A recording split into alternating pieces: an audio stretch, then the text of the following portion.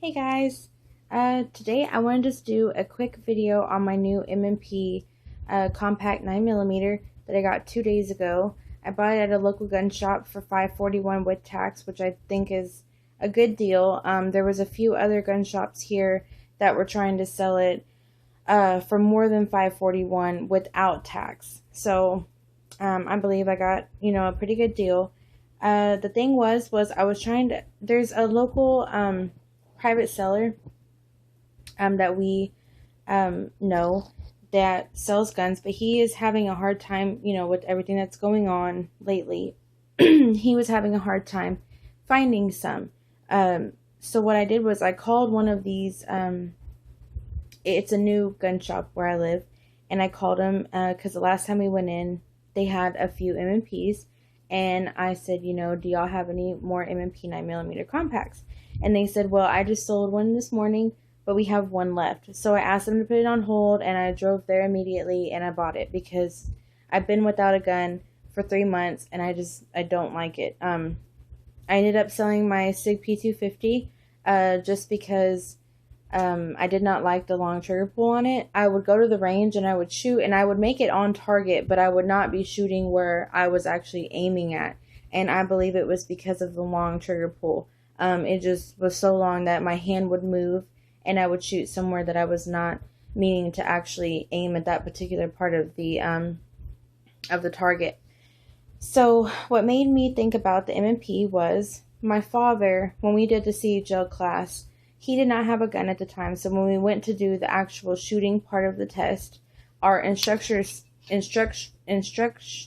son had the M&P 9mm compact, and he let my dad shoot it, and he fell in love with it immediately. He loved how the trigger pull was nice and smooth, and the gun itself was just smooth shooting. So what made me want to buy it more was I did research, and my husband did research, and we talked to people at gun stores, and I heard a lot about how the trigger pull is closest to the Glock. And I love the Glock trigger pulls. I just do not like how bulky and manly they look. If they did not look so bulky and manly, I would have bought a Glock because the trigger pull is just fantastic. But I did hear a lot that the M&P is closest to the Glock trigger pull. So that's what made me want to research more into it, see if I was going to like it. I would go into the gun stores and I would handle it and I would mess with it. And that's why I made my decision to buy one. But let me first start off with what came with it. In the box, it came with the one spent round that they shoot before selling the actual gun. It came with the lock. So when if you go out of town or something, you don't have the gun, you can put the lock through there and lock it up and keep it safe. It came with it came with two 11-round magazines. It comes with the one with the pinky extension and the regular one. This one has ammo in it, and this one does not. And then also, it came with 3 back straps. This is the largest back strap, and this is the medium-sized back strap. I do have the smallest back strap on the gun itself, just because my hands are so short and stubby. It's hard for me to reach the mag release button when shooting. I don't know if y'all can see that, but see how far away my finger is from the mag release button? So I try to have the smallest back strap just so my hand will fit a lot more comfortably on it. When concealed carrying, I do use the smallest magazine just so that way the butt does not stick out of my shirt or make a big bulge. But I do prefer the one with the pinky extension. My pinky does kind of lay off of the regular one a little bit, but I mean, it's not uncomfortable. It's not going to affect my shooting or anything like that. But just because the pinky extension, my finger fits perfectly on this one. So I do like if I go shooting or something, I'll probably be shooting with the one with the pinky extension. Now everyone knows about my SIG P250. I have videos on there and everything like that. And what made me sell it was I just did not like the long trigger pull. And but also I want to do a couple of specs on the M&P and a couple of specs on the SIG just to get a little bit of difference. When I first put it in my holster, I noticed that it felt a little bit shorter, but my husband wasn't for sure. We were kind of like, oh, you know, maybe that's just how it feels, you know, because I haven't worn one in a while, or, you know, maybe it's because it's a little bit thinner. I don't know, but I felt and knew that it was a little bit shorter than the SIG. So I went and got some specs. The overall height on the M&P is 4.3 inches. And the overall height on the SIG P250 is 4.7 inches. So there is a good bit of difference from the SIG and the M&P on height. The overall length of the gun are the same. They're both 6.7 inches on the SIG and the M&P. And then the overall width, excuse me, the overall width on the M&P is 1.2 inches. And on the SIG, it was 1.1 inches. So it's a little bit wider, just a little bit, than the SIG P250. Now, I did look up the weight on it. And I could not, I don't know why, but my internet wasn't working and I couldn't get onto Smith & Wesson to get the weight with a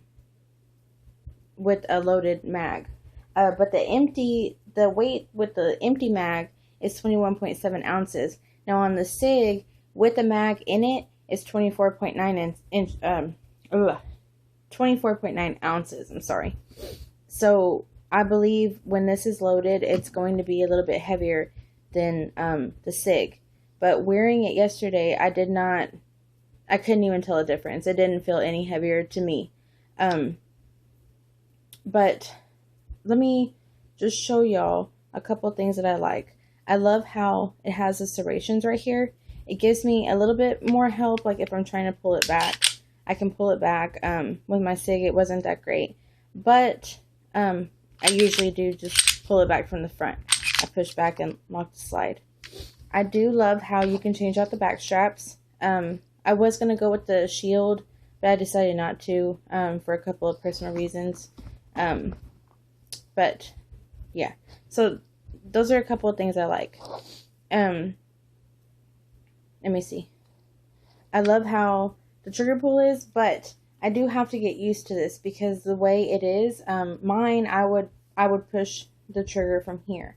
Now on this one, you can't do that because there's a little lever right here. Whenever you push right here, it moves it to where you can actually fire the gun. Now with my SIG, I would push it from here and it would shoot. This one, I have to put my finger down a little bit lower and get used to that. So, I mean, I like it, but I have to get used to it.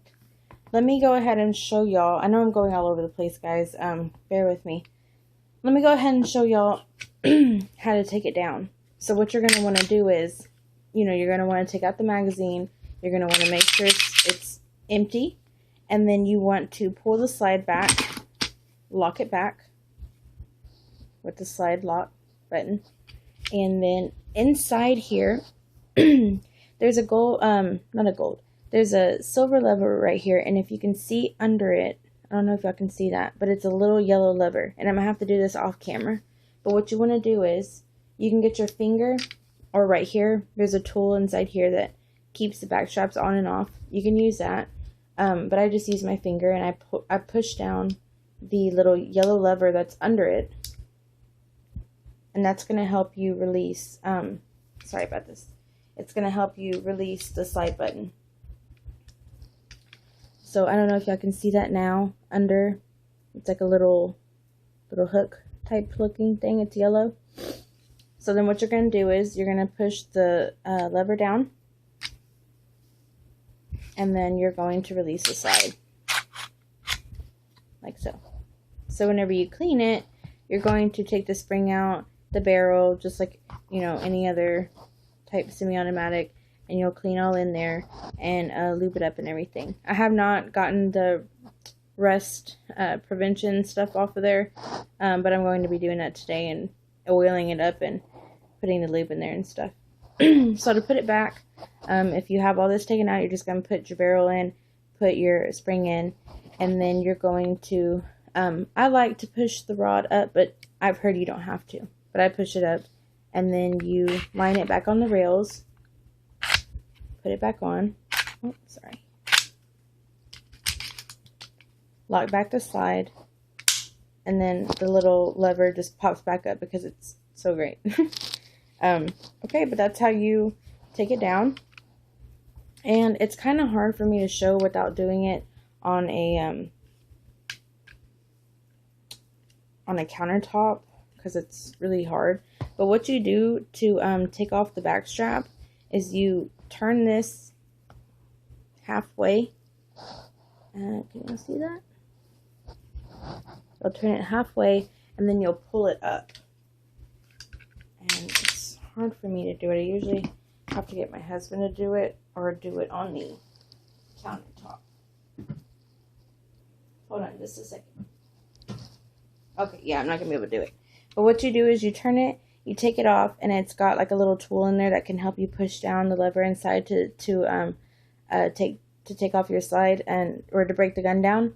And when you take that off, the back strap will come off, so that way you can replace it with the large or the medium size back strap. So to keep it in, what you'll have to do is put it back in the same way you took it off. But yeah, that's my video on my new M&P compact 9mm. I hope y'all enjoyed my video. Don't forget to like, subscribe, and comment, and I will see y'all guys later. One more thing, I will be going to the range soon, so whenever I do get there, I will take a video of me with the gun and then have a close-up of me shooting it to see how accurate it is and to see how accurate I am, if it's any better than the SIG, which I'm sure it will be.